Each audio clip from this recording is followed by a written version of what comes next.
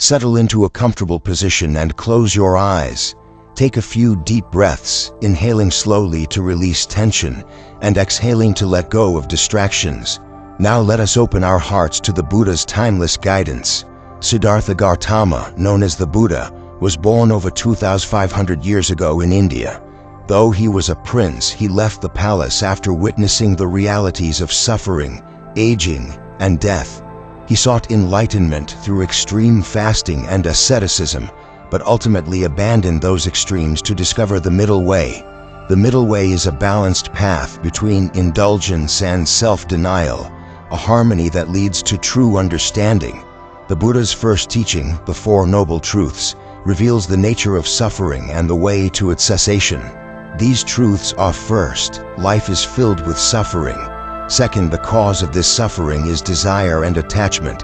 Third, it is possible to end this suffering. Fourth, the path to end suffering is the Eightfold Path. Let us now embark on the Eightfold Path through meditation. The Eightfold Path consists of right view, right intention, right speech, right action, right livelihood, right effort, right mindfulness, and right concentration. Today, we will focus on right mindfulness and right concentration. The Buddha taught that meditation is a practice to still the mind and cultivate inner peace.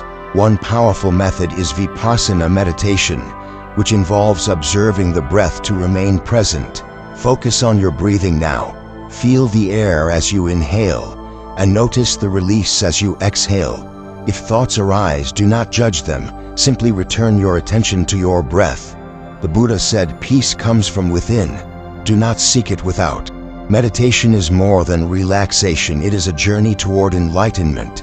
The practice of sati, or mindfulness, encourages us to be fully aware of each moment. As you sit here, notice the sensations in your body, the touch of the ground, the rhythm of your breath, the stillness around you.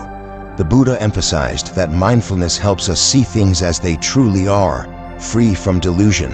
This awareness can dissolve the attachments that cause suffering. Imagine letting go of a heavy burden with each breath. With every inhale, draw in peace. With every exhale, release worry. Let us deepen our practice with a guided meditation. Picture a serene forest where the trees stand tall and the air is filled with tranquility. Walk slowly along a path, feeling the earth beneath your feet.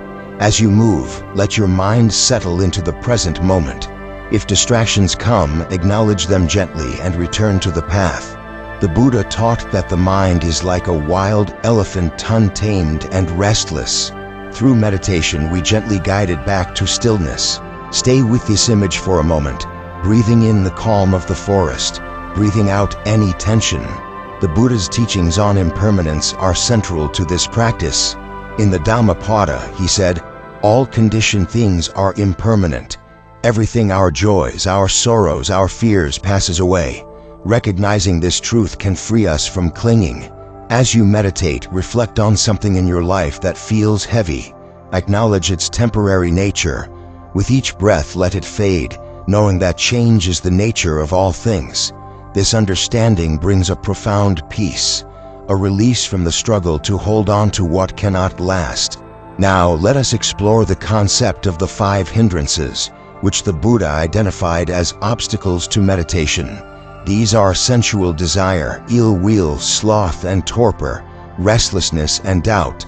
As you sit, notice if any of these arise. If sensual desire pulls your mind to distractions, gently bring it back.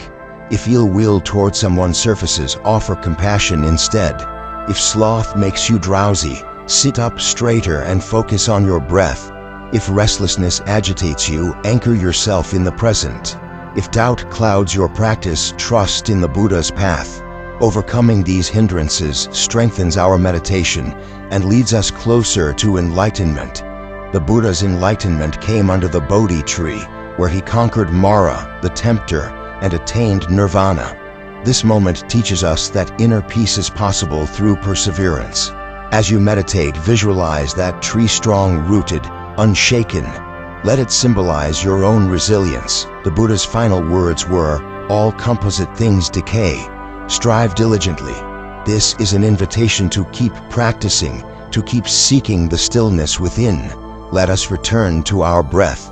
Inhale deeply, feeling the energy of life. Exhale slowly, releasing any remaining tension. Continue this rhythm, allowing your mind to rest in the present. The Buddha taught that true happiness lies in this moment, not in the past or future. Stay here for a while, embracing the stillness that meditation brings. As we conclude, reflect on how this practice can extend beyond this session. The Buddha encouraged daily mindfulness, eating, walking, speaking with awareness. Try to carry this peace into your day. When challenges arise, return to your breath, to this stillness. The path to enlightenment is a lifelong journey, but each moment of mindfulness brings us closer. May you find peace within. May your practice deepen. Let the stillness of this temple remain with you always.